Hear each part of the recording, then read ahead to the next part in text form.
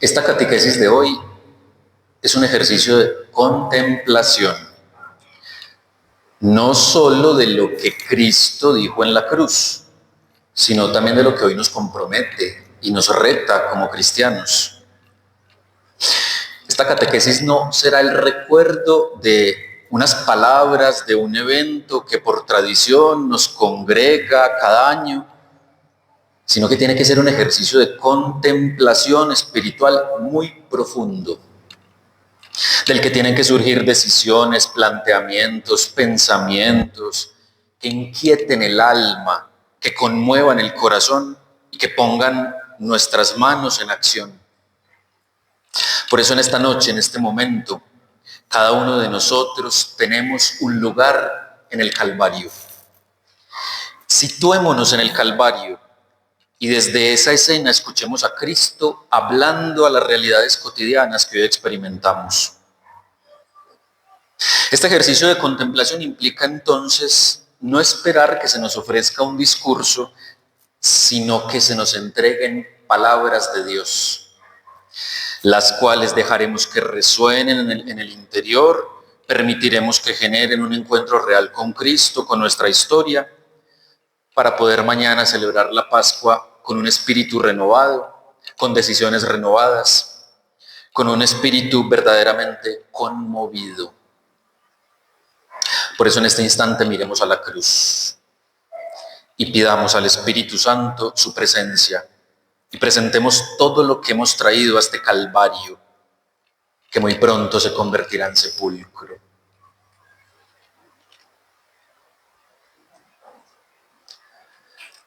Espíritu Santo, ilumínanos y santifícanos. Hace un año reflexionábamos en este mismo espacio sobre la importancia de no romantizar la cruz y de no acostumbrarnos a ver a Cristo en una cruz estética. No perder la conmoción de ver a Cristo en una cruz, y reflexionamos la importancia de reconocer a Cristo crucificado en diferentes situaciones de nuestra cotidianidad, de lo que vivimos como familias, como país y como mundo. Hace un año esa reflexión señaló los rostros de Cristo en el contexto de las guerras vigentes de aquel momento, la de Rusia, Ucrania, la de Israel, Gaza. Y hoy, como si solo hubiésemos transitado un pequeño instante, esas guerras siguen vigentes y se le añade otra devastadora, la de Irán e Israel. Y hace poco, a las 3 de la tarde, el párroco nos recordaba cómo ese pueblo elegido de Dios hoy es el que está más armado y el que tiene más muertos en su nombre.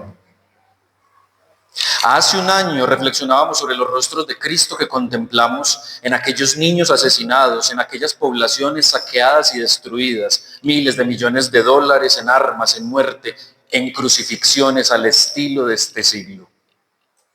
Y hoy, un año después, volvemos a encontrarnos en un mundo en estado de calvario, en estado de juicios injustos, en polarizaciones desastrosas, en confrontaciones indignantes de opiniones en redes sociales, en masificación de discursos de odio, en gobiernos aplaudidos por el ataque a los migrantes, por el exterminio de pueblos enteros, un mundo en el que no parece dialogar la ética y la política, en donde cuesta comprender la dignificación de las necesidades de los más pobres, en donde la salud mental nos desborda, en donde todos desconfiamos de todo y de todos, en un mundo hecho para el imperio de lo efímero.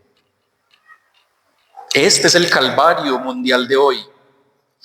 ¿Y qué tal está el Calvario personal? Hace un año, ¿cuáles eran mis cruces? Tal vez, como en el mundo de hoy, tengo más cruces que antes. ¿Qué desolación personal estoy viviendo? ¿Cuál es la crisis de la monotonía de la vida rutinaria que cansa, que desmotiva, que desanima y que fractura mi proyecto de vida?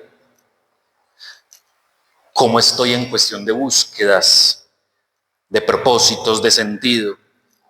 ¿Qué heridas traigo esta noche? ¿Cuáles son mis cicatrices? ¿Qué lugares o qué personas en el trabajo o en mi hogar hacen de este calvario una realidad cada vez más compleja, más dramática? ¿Cuáles son mis nostalgias, mis quejas, mis protestas, mis juicios, las culpas que lanzo hacia los otros? ¿Qué hay de esos dolores encostrados en el alma, de esas frustraciones profundas que apagan el espíritu, de esa responsabilidad, de esa misión que llegó sin buscarla, pero que está siendo muy pesada la existencia? ¿Qué hay de ese matrimonio, de esa relación de pareja, de esas fugas del sentido de la afectividad, de los vicios, de los malos hábitos, de esas incomprensiones que se sienten por parte de la familia? ¿Qué hay de esos sentimientos de una vejez que no es tratada con respeto por la sabiduría, sino como estorbo que incomoda? ¿Qué hay de esos miedos, de esa enfermedad física, de los tratamientos invasivos que parecen enfermar más? ¿Qué hay de esa carencia económica, de la ansiedad, de las crisis vocacionales, profesionales, de esa inquietud constante por el rol que se desempeña como mamá, papá, esposos, como hermanos? ¿Qué hay de ese corazón que ha querido huir, romper el mundo, cerrar la puerta y dejarlo todo en silencio? Este es el Calvario en el que Cristo sigue haciendo la obra de la salvación y en el que nos sigue comprometiendo para ser coherentes con lo que creemos, celebramos y vivimos. Este es el Calvario que hoy se nos vuelve a decir en 7 palabras para volver a lo esencial, para recuperar la cordura espiritual, para redescubrir la salvación de los gestos y para volver a compromisos concretos en lo cotidiano. Contemplemos pues en silencio este Calvario que tiene muchas cruces y en medio de tantas que solo anuncian desolación, desesperanza y muerte, hay una de ellas en el centro, desde la que hoy brota el amor extremo y la vida. Aquí estamos, Jesús, al frente de tu cruz. Ayer tuvimos un lugar en la mesa de la cena. Tomaste nuestros pies, los lavaste, los secaste, nos alimentaste. Hoy acompañamos tu pasión, hoy contemplamos tu cruz.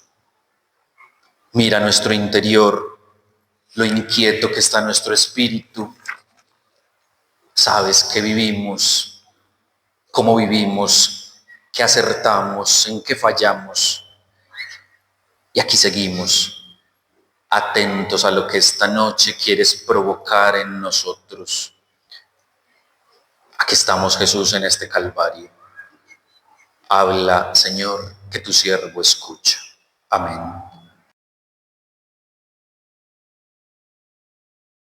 Morir a la venganza y a la compensación del mal y nacer a la reconciliación. En griego la palabra perdón significa liberar. Del perdón viene la liberación más profunda que pueda experimentar una persona. Desde la cruz se nos enseña a vencer la pulsión natural, a vencer en todas las batallas. Morir a la necesidad de vencer siempre, de tener siempre la razón, de triunfar en cada confrontación. En medio de tantas trincheras en las que nos defendemos y nos atacamos, hoy vuelve a resonar en el mundo: Padre, perdónanos y perdónalos. La semana pasada, en una de las sesiones de la Justicia Especial para la Paz, algunos de los exmilitares pidieron perdón a las familias de las víctimas, campesinos civiles asesinados por el Estado. Una de las madres, al lado de su hija, delante del exmilitar arrodillado que pedía perdón entre lágrimas, le dijo: yo a usted ya lo había perdonado hace rato, ahora solo me queda darle un abrazo. Yo a usted ya lo había perdonado hace rato, ahora solo me queda darle un abrazo. Se fundieron los tres en un abrazo que rompió todas las prevenciones políticas y que no necesitaron más palabras, madre e hija inclinadas y el exmilitar arrodillado en un solo abrazo de perdón. Como este fueron varios encuentros de perdón simbólico y real. Estas imágenes son el Evangelio encarnado y hoy nos recuerdan lo que proclama el Salmo 130. La única grandeza que hace grande al hombre es la del perdón. Desde la cruz, Jesús también permite que muera en él la búsqueda natural de una compensación del mal que recibe por medio de un mal que se entrega. Jesús muere a la venganza, nace en él la reconciliación. El gesto más natural en el ser humano es la compensación del mal. De hecho, nuestra cultura nos prepara desde pequeños que no se debe ofrecer la otra mejilla, sino el puño, que el que la hace la paga, que esto no se queda así, que en juego largo hay desquite. Crecemos en ambientes donde la venganza se vuelve un mal hábito heredado y nos cuesta morir a la necesidad de esperar compensación de los demás por el mal que nos han ocasionado. No se trata de renunciar a la justicia, sino de aprender a elegir el perdón y la reconciliación como único camino posible para tratarnos con dignidad y con respeto. Contemplar esta palabra de Jesús es identificar en su vida la ética de la no contradicción. Todas sus palabras, gestos, sentimientos, pensamientos estaban en coherencia con Dios, el Padre, aquel al que siempre describió como el Padre misericordioso. Jesús nos enseña a morir a esta pulsión natural del rencor, del esperar consecuencias negativas en quien nos ha hecho algún mal, y nos sigue proponiendo desde la cruz: sean misericordiosos como el Padre lo es. ¿Qué tal empezar hoy a cortar las herencias del rencor que llevamos en nuestras familias, en nuestra sociedad? ¿Qué tal si las etiquetas de nuestro pasado dejan de ser motivo de juicios, señalamientos implacables, odios enquistados en el corazón? ¿Qué tal si andamos más libres de la lista de quejas que tenemos contra los demás? ¿Y qué tal si empezamos a caminar más desprevenidos? ¿Qué tal si en vez de maldecirnos nos empezamos a bendecir más? Morir a la venganza y a la compensación del mal, nacer a la reconciliación.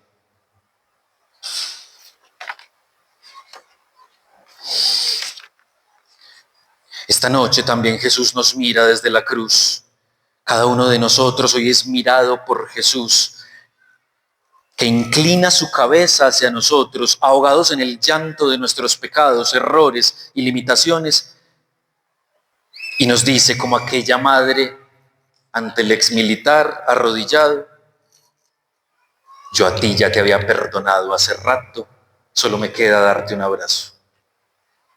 Yo a ti ya te había perdonado hace rato y ahora solo me queda darte un abrazo. Hagamos un momento de oración.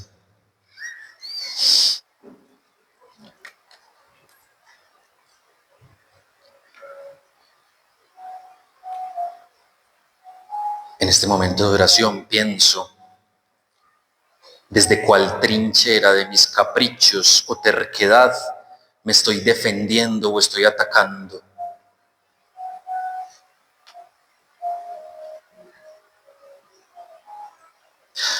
Oro con nombre propio por aquellas personas o situaciones que me cuesta perdonar.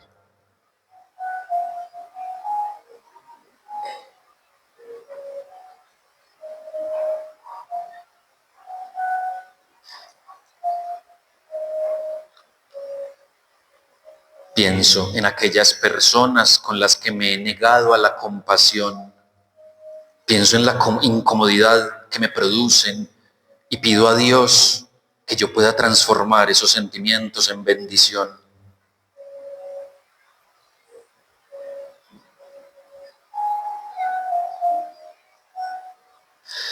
Presento a Dios aquellas personas por las que dejé de orar, por las que me cansé de esperar algún fruto. Pido la asistencia de Dios para bendecirlos.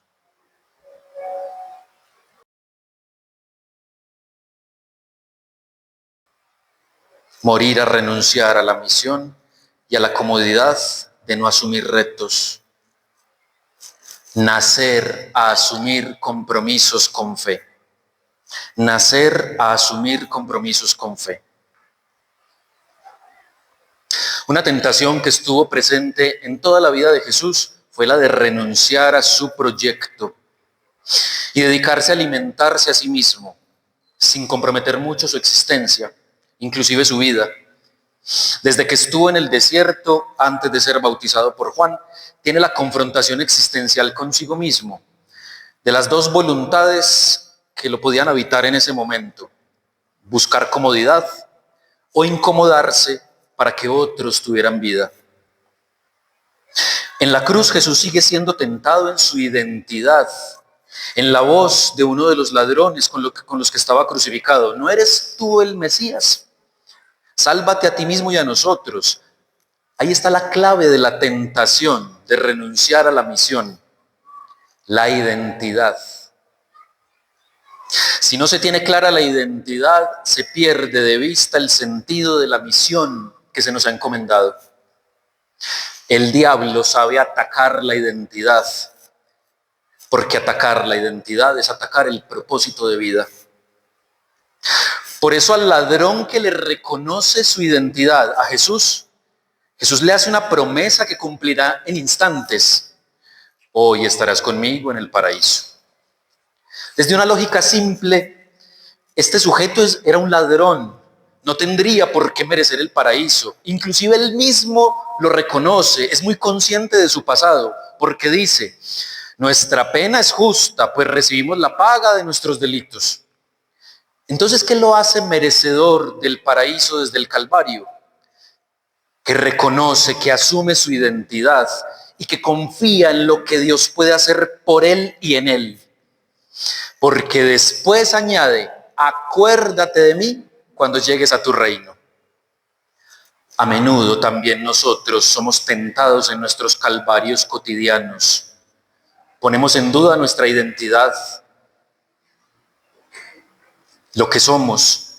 A veces el rol que se desempeña en el hogar o en el trabajo supera tanto la fuerza interior que se genera una crisis de identidad que trae consigo una crisis en la vocación, en la misión.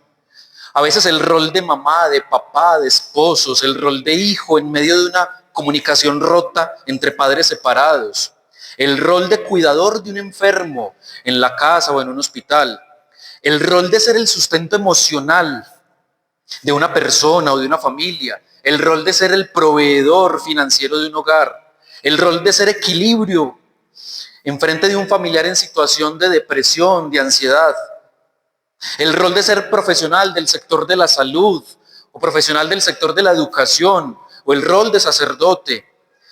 Someten a la vida situaciones tan extremas que hacen poner en duda lo que se es, la identidad, y por ende los propósitos por los cuales se está entregando la vida en cada actividad, en cada gesto. Por eso nos rodea de principio a fin la tentación de renunciar a la misión, y nos llegan palabras como esta de Jesús en la cruz: que se salve a sí mismo, rechazando toda donación para salvar la vida de otros. Esta noche, desde la cruz, Jesús nos convoca a recordar quiénes somos y a qué hemos sido llamados. En esta vida, en esta familia, en este trabajo, con estas personas, con estas carencias, con estas limitaciones, con estas complejidades humanas. Nos propone hacer la oración confiada del ladrón que dijo: acuérdate de mí. Nos lanza la confianza en lo que Dios puede hacer en nosotros y con nosotros en estas misiones que nos fueron llegando. Por eso, esta palabra es el recuerdo de morir a esa intención de renunciar a la misión, a la comodidad de no asumir retos, de no asumir compromisos con fe. San Ignacio de Loyola decía: adora y confía, adora y confía. Cuando más se sienta la pulsión natural de la renuncia y de la comodidad, hay que mirar a Jesús en la cruz. Adora y confía, que Él se acuerda de ti y en efecto estarás con Él en el paraíso. En Jesús todo crucificado que confía en Dios siempre encuentra un propósito.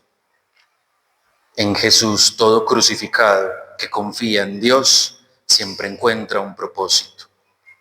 Adora y confía. Meditemos, hagamos oración.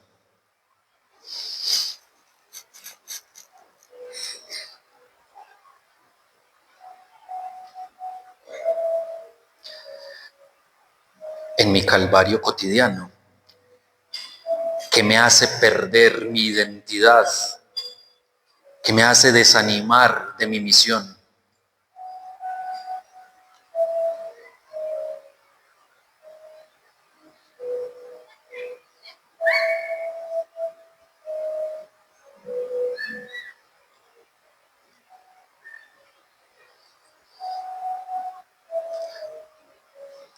Me pongo en la escena del Calvario. ¿Quién soy? ¿El que quiere renunciar a la cruz? ¿O el que confía en que Dios está presente y que promete el paraíso?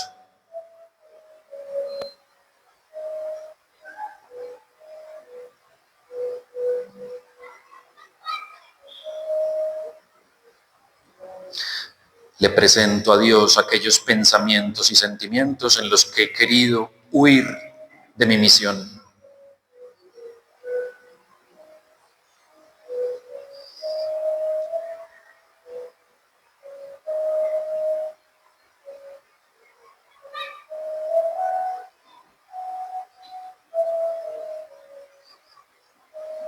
En este momento oro con nombre propio por personas, lugares, situaciones en las que solo veo incomodidad, en las que no veo la oportunidad de experimentar la salvación de Dios.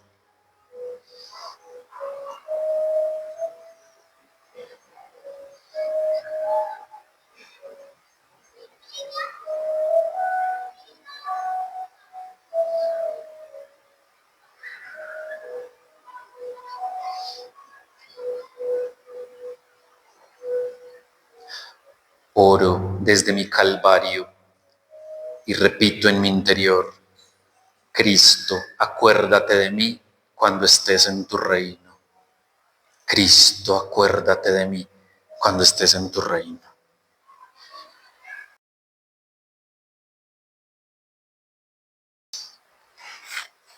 Hemos hecho el siguiente camino: morir a la venganza y a la compensación del mal, nacer a la reconciliación, morir a renunciar a la misión, a la comodidad de no asumir retos, nacer a asumir compromisos con fe.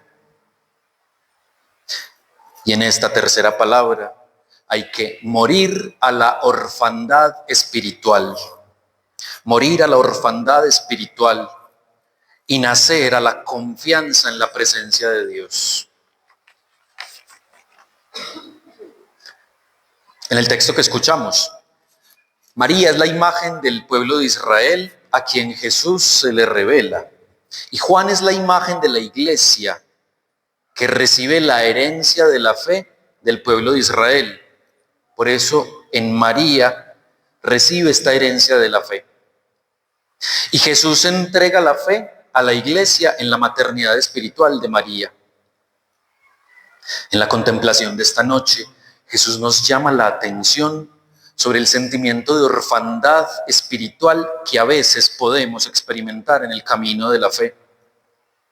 En el Antiguo Testamento, el pueblo de Israel tomó malas decisiones cuando dejó de sentirse y creerse hijo, cuando se creyó abandonado por Dios, cuando interpretó que Dios no estaba presente con ellos. Por eso desde la cruz Jesús espera de nosotros la confianza en la presencia de Dios y nos lo hace más explícito en el gesto de María como madre y en el regalo de la maternidad de la iglesia. De hecho, María es la imagen de la presencia fiel, constante, pues tiene pocas palabras en los evangelios, pero siempre está presente en los acontecimientos de la vida de Jesús. Habla muy poco, pero siempre está presente. Porque el que ama con autenticidad siempre está. No tiene excusas, justificaciones o exigencias. El que ama siempre está. Así, María también es imagen de las mujeres y de las madres que siempre están presentes cuando nadie más lo está. Es la imagen de la confianza, de la complicidad, de las oportunidades que no se agotan. Es la imagen de la que siempre espera cuando ya todos se cansaron de esperar. Cuando el corazón apriete, hay que volver a mirar a la llena de gracia, es decir, a la llena de Dios. Por eso en los momentos de aparente orfandad espiritual hay que confiar en que Dios no se muda, en que Dios siempre está. Dejémonos hoy consolar por María. Ella sí que sabe de luchas humanas, inclusive las de nuestro tiempo. María fue migrante en condición vulnerable de embarazo. Tuvo que huir desplazada para proteger la vida de su niño. Conoció las incomprensiones y calumnias de grupos de personas que estaban en contra de las acciones de su hijo. Fue víctima de acusaciones en un juicio injusto contra su hijo. Experimentó el dolor del asesinato de su hijo porque sus palabras y acciones promovían la dignidad de los últimos. Cargó en sus brazos el cadáver de su hijo, víctima de una muerte violenta, pero también fue testigo de las promesas de Dios y de la resurrección. María entonces sí que sabe de las luchas humanas que tenemos.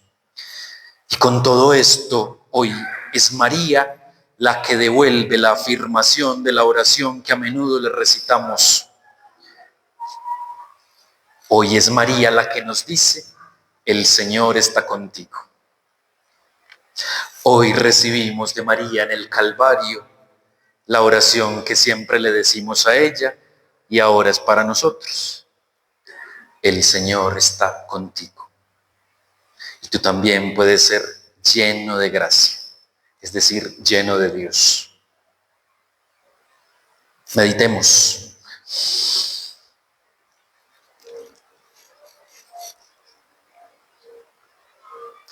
En este momento de oración le pido a Dios por medio de María que fortalezca mi fe.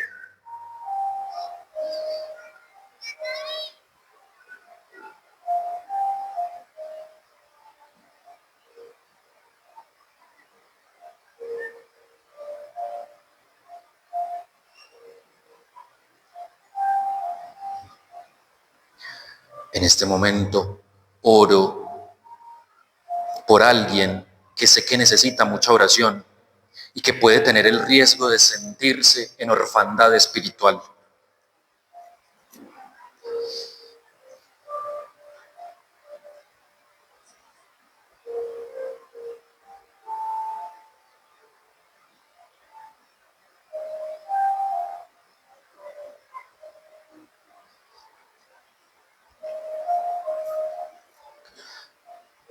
Pienso en aquellos con los que yo puedo ser un signo maternal de la presencia de Dios.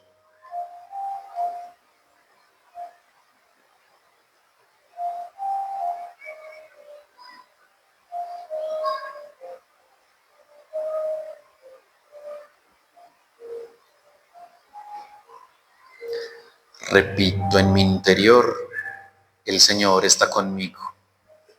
El Señor está conmigo.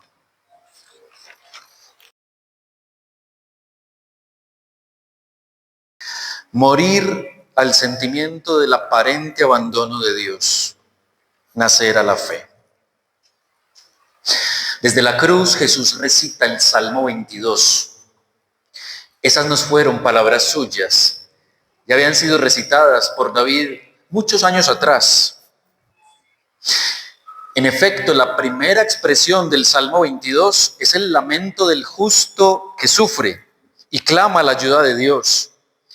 Es una súplica que narra una serie de eventos desfavorables, pero al leerlo completo encontramos que concluye con una narración de todo lo que Dios ha acompañado y ha obrado en favor de la salvación.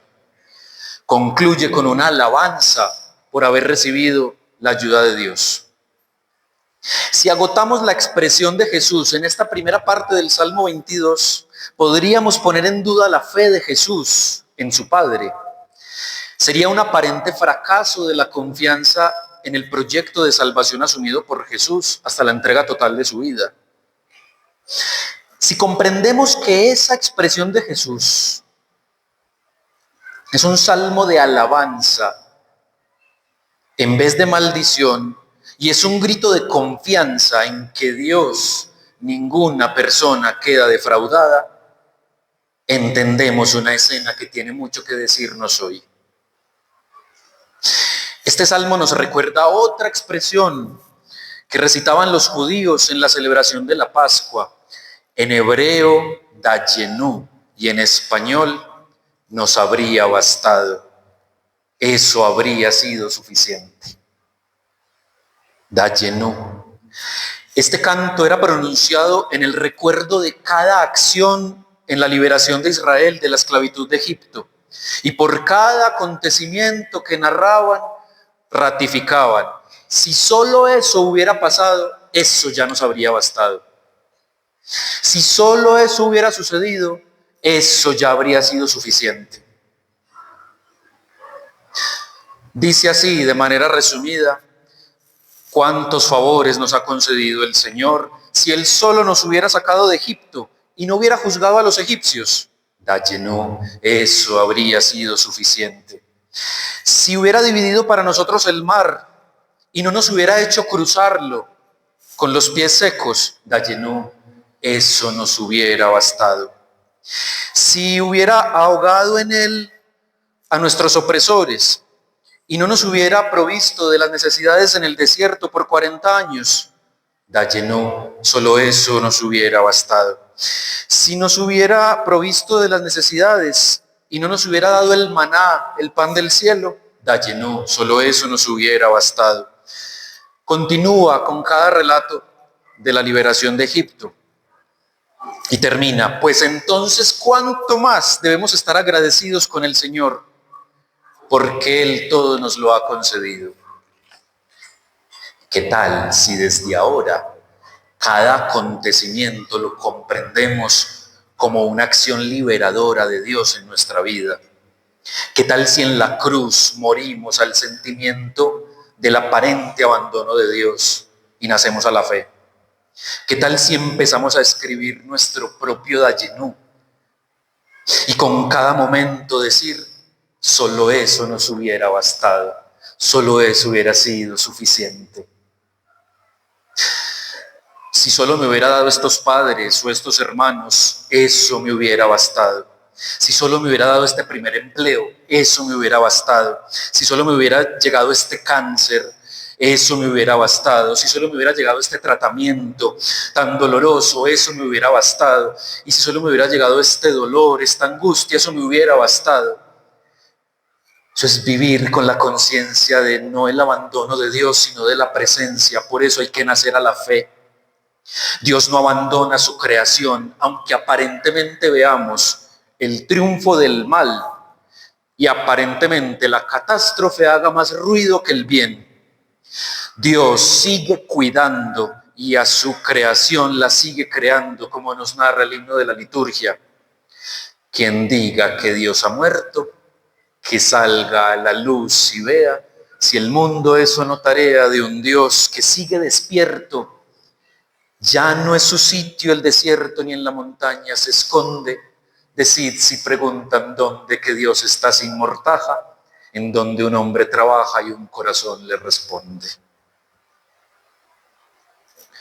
Solo porque hoy pudimos estar aquí haciendo consciente este Calvario, el Calvario de Jesús y el nuestro, solo porque hoy pudimos asumir la vida con fe, porque estamos meditando estas palabras con esperanza, con espíritu resucitado del sepulcro, Dayenu, solo eso nos habría bastado. Hagamos oración.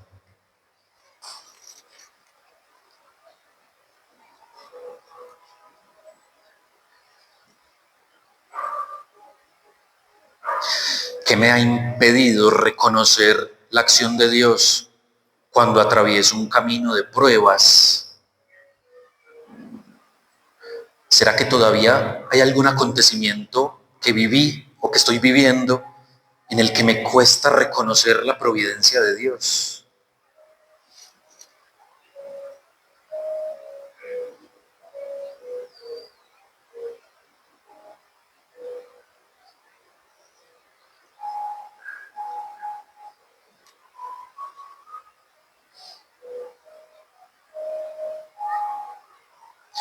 Le presento a Dios mis llagas, mis heridas, aquello que no ha cicatrizado, y le pido que me ayude a bendecirlo.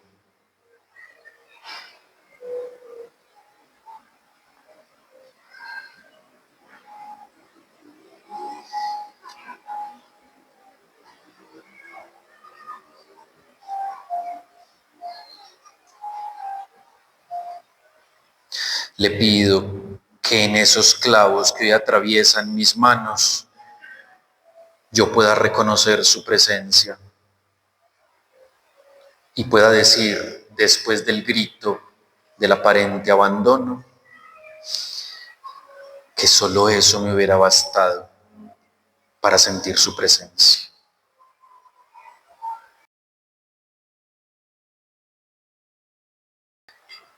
Morir a acostumbrarse al vacío interior propio y de los demás. Morir a acostumbrarse al vacío interior propio y de los demás. Y nacer a la búsqueda de la fuente que realmente da vida. Y nacer a la búsqueda de la fuente que realmente da vida. Los romanos tomaban una mezcla de vinagre con agua como una solución rápida y económica para calmar la sed. Cuando Jesús dijo que tenía sed, le ofrecieron esa bebida. La probó, pero unos textos dicen que no la consumió completa. En un sentido espiritual de este relato, podemos descubrir a un Jesús que no quiere hacer llevadero el sufrimiento, sino que rechaza esa hidratación y enseña a asumir con radicalidad y entrega total su cruz. A nosotros siempre nos ha conmovido mucho la sed física de Cristo, en su sentido literal, pero también en su sentido espiritual. La sed de justicia, la sed de los últimos, la sed de un mundo reconciliado y en paz. Somos muy sensibles a esa imagen, pero a menudo nos cuesta ser sensibles a la sed de los Cristos con los que habitamos en nuestras realidades cotidianas. ¿Cuál es la sed de mi prójimo? Desde la comodidad de nuestras necesidades básicas cubiertas o desde la comodidad de nuestras quejas e inconformidades, es muy fácil no sentir conmoción por la sed del prójimo. Naturalmente hay una pulsión natural por salvarse a sí mismo, por calmar la sed personal. Pero hoy también desde el Calvario Jesús nos moviliza a pensar en la sed de los otros, de los vulnerables de nuestras casas, de nuestros trabajos, de nuestros entornos, de nuestro país. Sed que tiene que hacernos solidarios, caritativos, empáticos. Evidentemente también esta escena de Jesús expresando que tiene sed nos remite a la condición humana tan vulnerable cuando se fatigan las fuerzas físicas, pero también las motivaciones del alma. Hay que gritarle a Dios con confianza cuando la sed nos seque el espíritu, nos fracture la esperanza, nos doblegue las fuerzas, nos pruebe las convicciones y la vocación. Hay que gritar con confianza: Señor, tengo sed. Es natural sentir resequedad espiritual. Es natural sentir resequedad en una profesión. Es natural sentir resequedad en una relación de pareja. en un rol maternal o paternal, sentir resequedad en el ejercicio de una misión especial, pero desgastante, como la del cuidado de los enfermos en la casa, en los hospitales. Es natural experimentar la resequedad cuando se siente que los achaques de la edad se convierten en una carga para la familia. Es natural sentir resequedad cuando se mendiga amor y compañía en migajas de afectos y en caricias impostadas. Es natural sentir resequedad cuando lo financiero está estancado. Es natural sentir resequedad cuando las deudas superan los ingresos, cuando la nevera está vacía y hay que alimentar una familia. Por eso, desde la cruz también es válido el grito humano: tengo sed. Para el cristiano el sufrimiento sin fe y sin propósito es un masoquismo árido, un terreno infecundo, producto de una espiritualidad desequilibrada. Es válido y es necesario sentir y expresar la sed. Por eso en esta palabra recordamos que es válida la sed de Cristo, pero también la nuestra y la de los otros. Por eso no es natural acostumbrarse a ese vacío interior. De ahí la invitación a nacer, a la búsqueda de una fuente que realmente dé vida. Moriremos existencialmente si no buscamos la fuente para hidratar el sentido de la vida cada vez que la resequedad nos visite. Moriremos existencialmente si no buscamos la fuente para hidratar el sentido de la vida cada vez que la resequedad nos visite. Por eso hay un poema hermoso de San Juan de la Cruz, adaptado por Luis Rosales. Háganlo oración conmigo. De noche, cuando la sombra de todo el mundo se junta, saldremos llevando el alma en carne viva y desnuda. De noche, cuando el camino huele a romero, saldremos con los pastores para ir de nuevo en tu búsqueda. De noche iremos, de noche, sin la luna iremos, que para encontrar la fuente, la única sed que nos alumbra es la del alma. De noche, cuando hace frío y es tan humana la angustia, que siempre hay un cuarto donde el llanto huele y mueve la cuna. De noche iremos, de noche, que para encontrar la fuente solo la sed nos alumbra. Meditemos.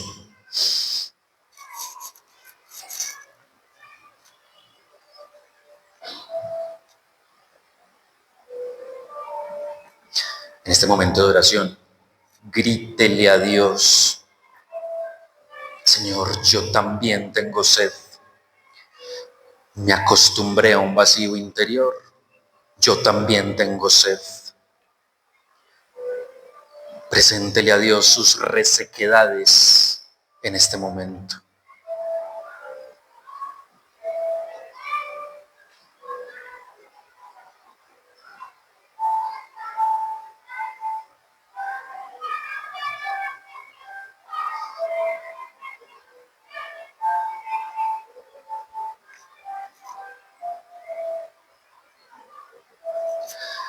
Finalmente le pido a Dios que me ayude a ser más solidario y empático con la sed de los demás.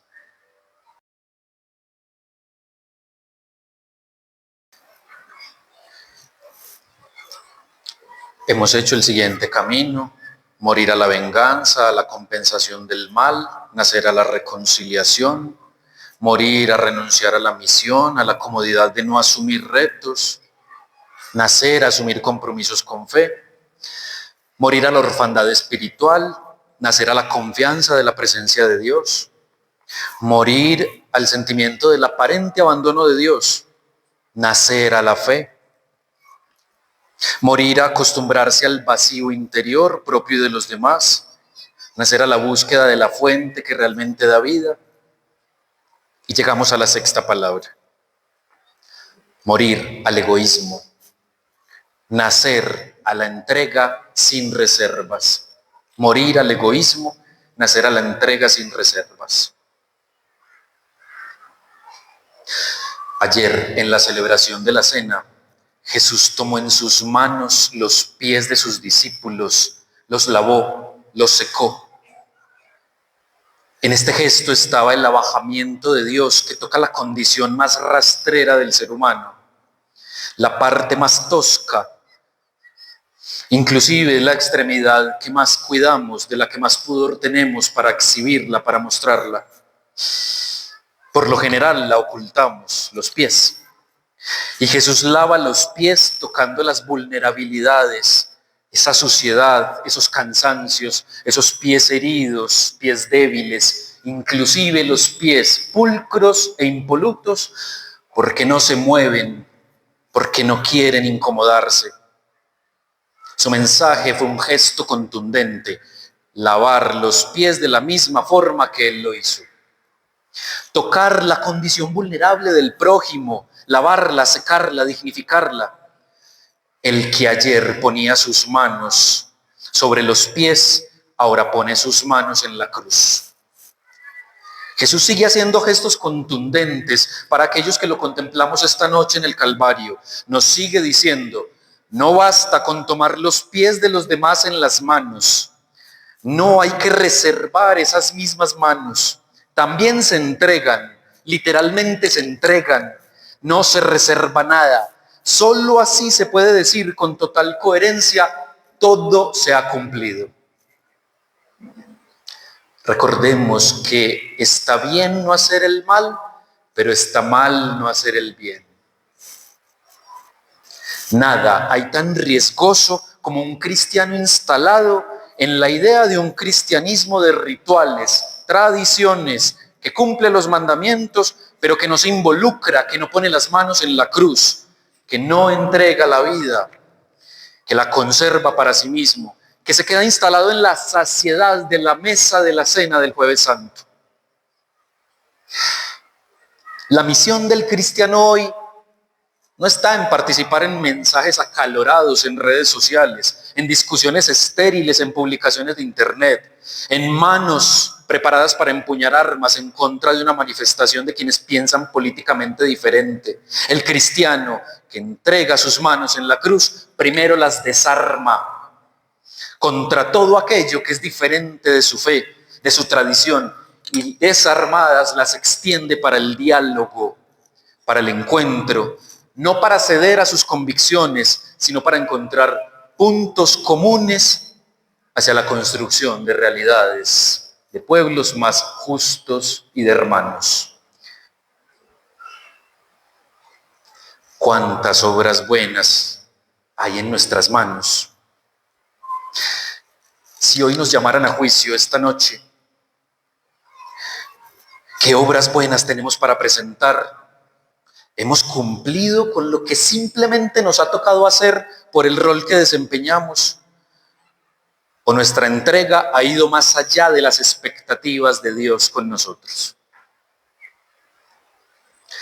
La tierra sirve para dos decisiones: para sepultar un cadáver que se pudre o para lanzar una semilla que germina y da fruto. ¿En qué condición estoy respecto a la misión que se me ha encomendado? ¿Como un cadáver sepultado o como una semilla que está germinando? ¿Como un cadáver sepultado o como una semilla que está germinando? Meditemos.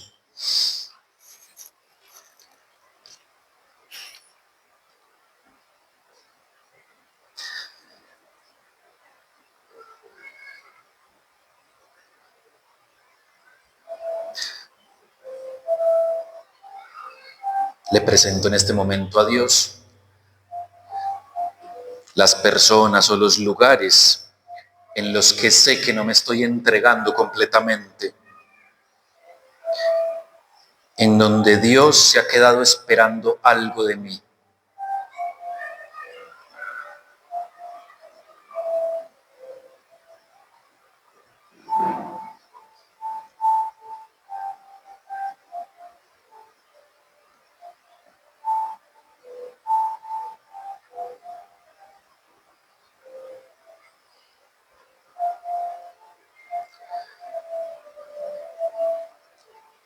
Si hoy este sepulcro es el mío, ¿qué obras buenas tengo para presentar al Señor?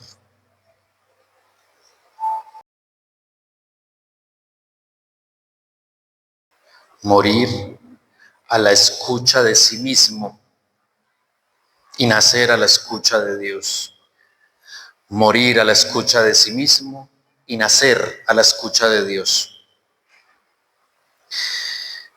El gran drama del sepulcro es que es un espacio cerrado en el que solo se escucha a sí mismo. Se escucha el eco de sí mismo, de sus propios lamentos, inseguridades, faltantes, ambiciones, miedos, frustraciones, fracasos, vanidades, adicciones. Es el eco del ego. Por eso allí solo hay muerte. Escucharse a sí mismo solo genera un cadáver del que brota podredumbre, no brota vida. Por eso en esta última palabra reconocemos la importancia de morir a la escucha de nosotros mismos para nacer a la escucha de Dios. En unos momentos contemplaremos el sepulcro, pero no puede ser una visión esotérica de la muerte de Cristo. Debemos reflejar en ese sepulcro todo aquello que escuchamos de nosotros mismos y que en Dios tiene que convertirse en vida. Jesús esta noche quiere provocar vida. Ya no hay más palabras, el monte Calvario queda en silencio. Y después de contemplar esta cruz, cuando hagamos oración ante este sepulcro, después de todo lo celebrado este día y lo meditado en esta noche, debemos ser conscientes de lo que hoy muere en nosotros y de lo que hoy queda sepultado de nosotros. Después de todas estas meditaciones, ¿qué hay de mí que tiene que sepultarse en el sepulcro? ¿Qué hay de mí que tiene que sepultarse en el sepulcro? Durante esta reflexión hemos escuchado la necesidad de morir y de nacer. Una vez más, piensen en cada una de estas muertes y nacimientos. Morir a la venganza, a la compensación del mal, devolver el mal con el mal, para nacer a la reconciliación. Morir a renunciar a la misión, a la comodidad de no asumir retos, nacer a asumir compromisos con fe. Morir a la orfandad espiritual, nacer a la confianza de que Dios siempre está presente. Morir al sentimiento del aparente abandono de Dios para nacer a la fe. Morir a acostumbrarse al vacío interior propio de los demás para nacer a la fuente que realmente da vida. Morir al egoísmo para nacer a la entrega sin reservas. Y morir a la escucha de sí mismo para nacer a la escucha de Dios. ¿Qué queda en el sepulcro? ¿Qué encomiendo a Dios para que lo que hoy es sepultado mañana tenga una vida nueva, un nuevo espíritu, un nuevo comienzo, una nueva posibilidad? Morir con Cristo es precisamente esta palabra, esta última palabra, es encomendar el espíritu en las manos de Dios.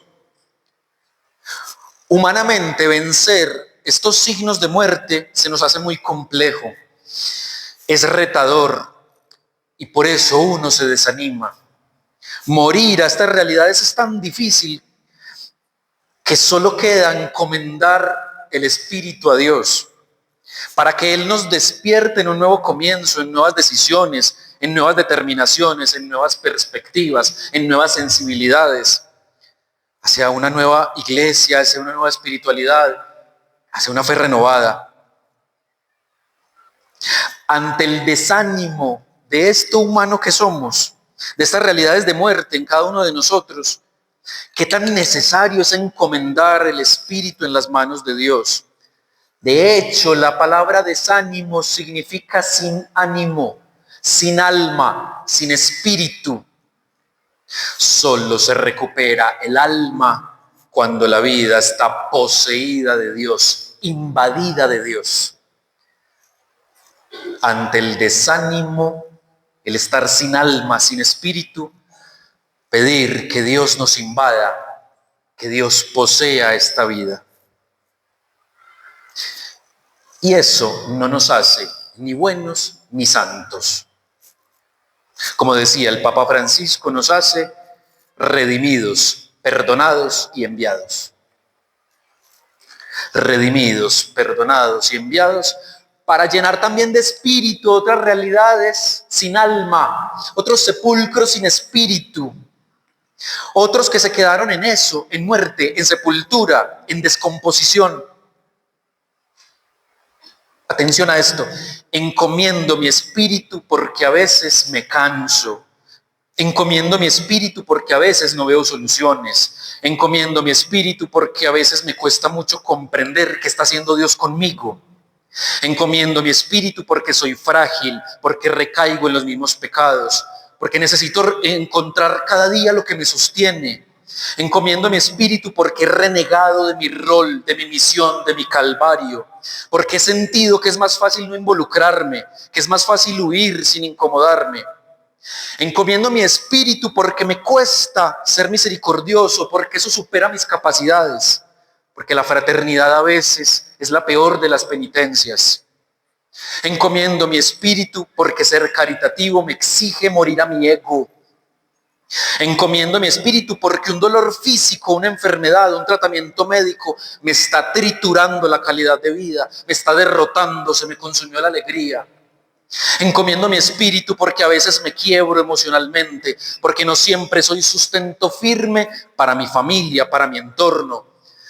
Encomiendo mi espíritu porque a veces no sé qué más hacer para salvar a un miembro de mi familia, porque me pesan mucho las malas decisiones de mis padres, de mis hijos, porque hay noches en que me ataca la incertidumbre, que me golpea el miedo. Encomiendo mi espíritu porque soy humano, profundamente humano, porque no tengo de otra que mirar al cielo, clamar a Dios desde la cruz y decirle: en tus manos, Señor, en tus manos, Señor, en tus manos, Señor, encomiendo mi espíritu. Meditemos.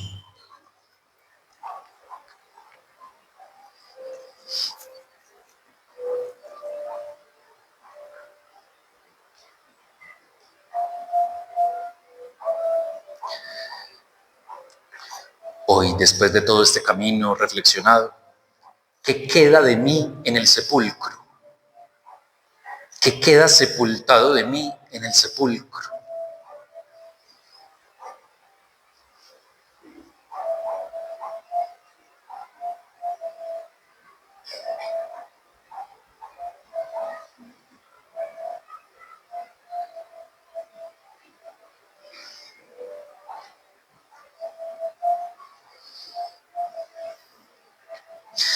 ¿A qué debo morir verdaderamente? ¿A qué debo morir verdaderamente?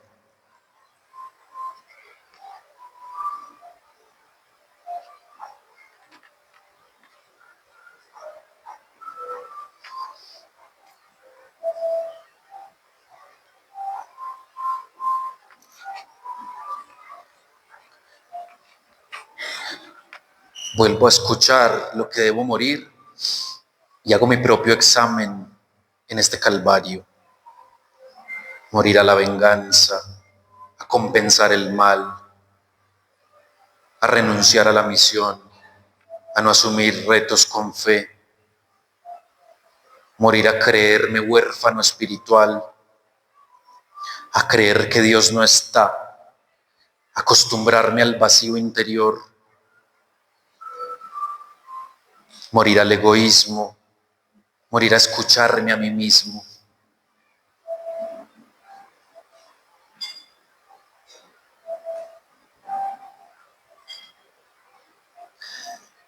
Y repito una y otra vez: